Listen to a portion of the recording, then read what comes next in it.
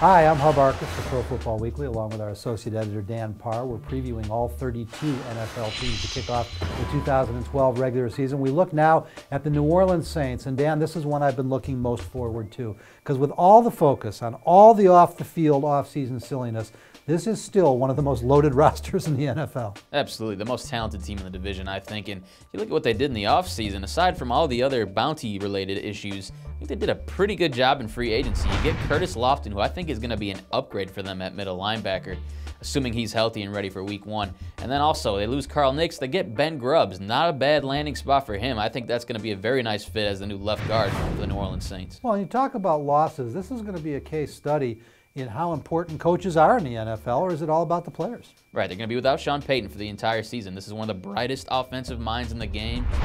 Their best motivator. Can they survive without him? Possibly Jonathan Vilma. There's legal proceedings to play out there. They could be without him for the full season. Guy has been the heart and soul of that defense for the past few years. And we mentioned Nicks.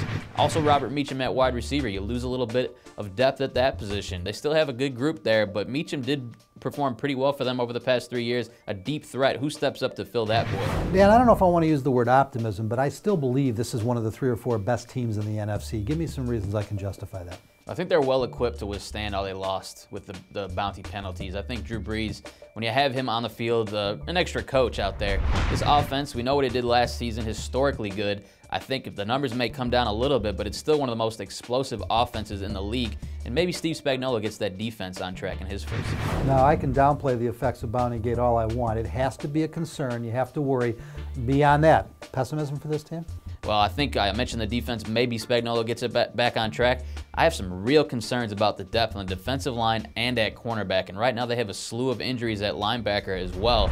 Does this defense take another step, or is it as poor as it was, especially in the postseason last year against the 49ers? It has to be better if this team really wants to consider itself a legitimate title contender. Interesting choice in the Pro Football Weekly preseason writers poll. Have them at 10-6, same record as the Falcons, but we've got the Saints with the tiebreakers, assuming they're just the veteran, more proven winning team. They win the South. They're the only South team in the playoffs. The previews of all 32 NFL teams, we're doing them all right here at ProFootballWeekly.com, 24 hours a day, 7 days a week.